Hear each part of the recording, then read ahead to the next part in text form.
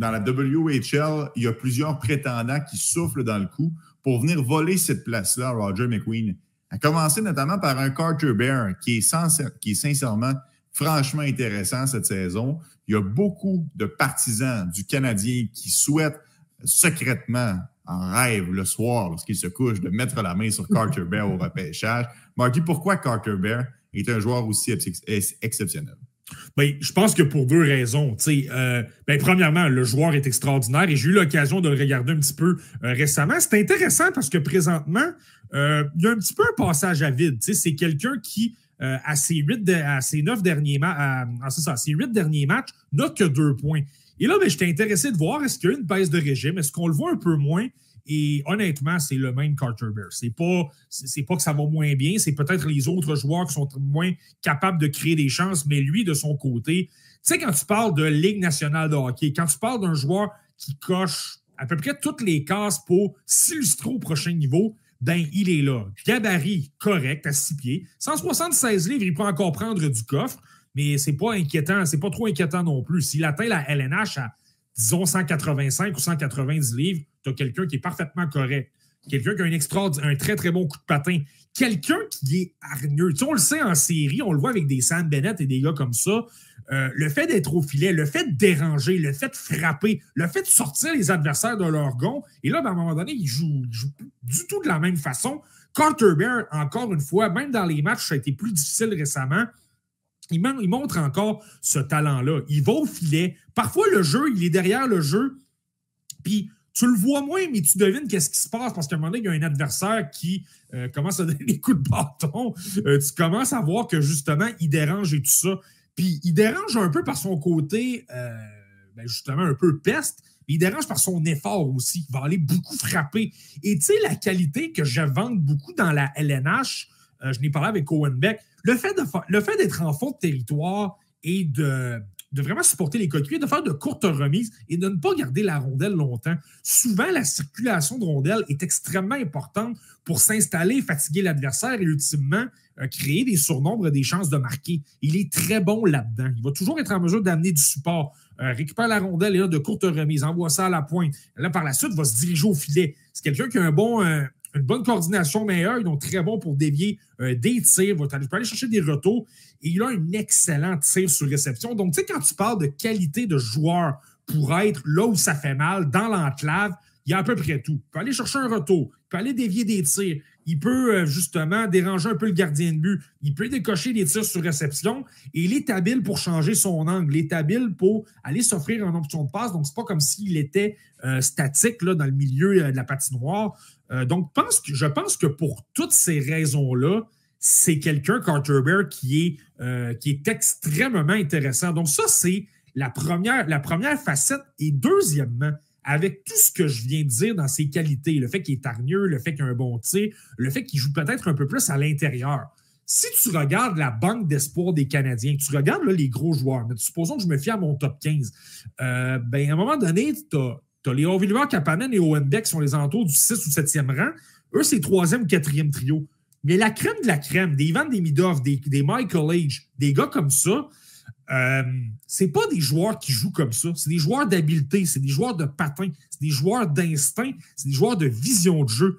Mais un Carter Bear qui a quand même une bonne vision de jeu, qui est quand même créatif, qui a quand même du talent, mais c'est peut-être pas ce qui définit son jeu comme un Demidov, comme un Michael Age. Donc, je pense que c'est pour ça que Carter Bear, probablement que dans... Tu sais, j'ai déjà mentionné que je voyais Jake O'Brien avec les Canadiens. Je maintiens mon point. Mais je pense que Carter Bear serait encore plus important parce que des Carter Bear, il n'y en a pas. Autant dans la formation actuelle, oui, il y a Brendan Gallagher, mais à un moment donné, ses meilleures années sont derrière lui un petit peu, au niveau de la banque d'espoir. Je pense que si tu ajoutes un Carter Bear, tu sais que tu as un gars de série, tu sais que tu as un gars intense, et ben c'est ça, tu peux très bien le jumeler avec un Demidov, un Caulfield, un Slavkovski. Tu sais, je veux dire, pour un top 6, t'ajoutes vraiment un côté complémentaire qu'en ce moment, tu n'as pas. Oui, malheureusement, c'est un profil qui est très, très recherché par les équipes de la Ligue nationale de hockey. Fait que ce genre de joueur-là qui a autant une combinaison de performer en séries éliminatoires, mais aussi d'aptitude individuelle, le patin, le lancer, le fait d'être de la robustesse, ça part assez vite au repêchage, Marty. projection, Carter Bear, top 10. Avant ça, après ça, où est-ce que tu le vois en juin prochain?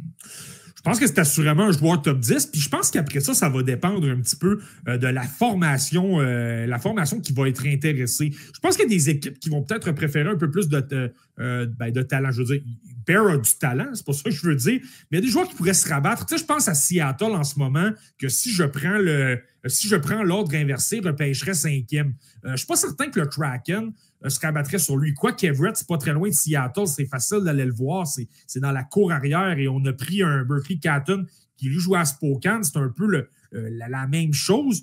Mais je pense qu'il y a une équipe. Il y a une équipe entre 5 et 10 qui va être en amour avec lui, justement pour le côté intense, le côté marqueur, le fait que je pense qu'il sa place pour la LNH peut-être pas dès l'an prochain, mais je pense qu'il peut s'amener dans le circuit Bettman quand même plus rapidement que ce qu'on le pense.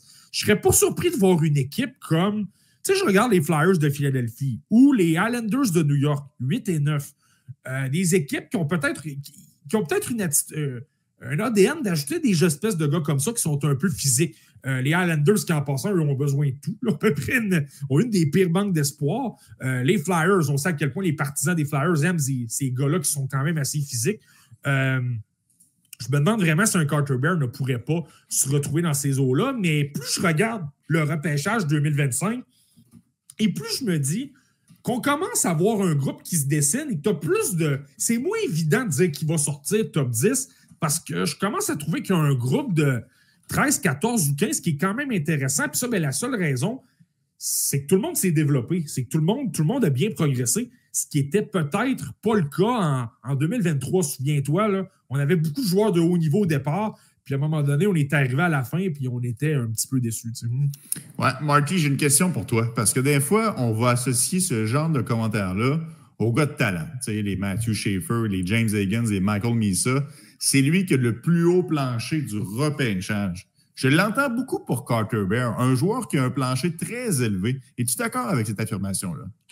Oui, très élevé. Ouais, je suis vraiment d'accord. Je pense que tu ne peux pas vraiment te tromper avec lui. Je serais vraiment surpris que ce gars-là se retrouve au sein d'un 3e trio. Je pense que c'est étiqueté top 6. Puis là, à un moment donné, si tu vas être certain de ton coup, tu sais, je vais donner un exemple. Victor Eklund, qui est à peu près dans les mêmes eaux dans ma liste, qui offre beaucoup de qualités, un peu plus petit que Carter Bear, mais qui offre des qualités, et lui également qui est intense. Il a également un très bon tir. Je trouve qu'il y a plus de créativité. C'est quelqu'un qui tente plus de jeu. C'est quelqu'un qui exploite un peu plus les espaces libres qu'un Bear, mais Victor Eklund est un peu plus petit. Il joue en Suède, il joue sur des grandes patinoires, tandis que Bear, selon moi, joue dans la Ligue junior, probablement la plus physique au monde. Ça le prépare beaucoup pour la LNH, ça le prépare beaucoup pour un style robuste. J'ai souvent mentionné à quel point, pour les petits joueurs, par exemple, moi, je trouve que de s'illustrer dans la WHL, c'est souvent bon signe. Regarde Braden Point, regarde Seth Jarvis, des surprises qui sont devenus d'excellents joueurs dans la LNH. Ben Bear, puis Bear est plus gros que ces gars-là, mais Bear, ça, c'est une autre coche qu'il peut aller cocher. Donc oui, je pense qu'au niveau, puis il y a la progression là, vraiment du début de la saison jusqu'à ce moment, ça va vraiment bien. Donc oui, je pense qu'au niveau du plancher, c'est sûr que Michael Misa, Matthew Schaefer sont meilleurs, des gars comme ça, mais je pense qu'il vient, si on parle simplement de plancher, je pense qu'il vient dans le top 5 et je peux comprendre là, pourquoi tu as des gens qui l'ont en énorme estime. Tu sais. Ouais, en tout cas, ça va être intéressant, Marty, honnêtement. Carter Bear, allumez vos lampions. Espérons qu'il glisse un peu au repêchage avec le Canadien pour réussir à mettre la main dessus parce que cet attaquant gaucher de 6 pieds, 176 livres est vraiment spectaculaire à voir aller. Le podcast La Relève. C'est un podcast de sport.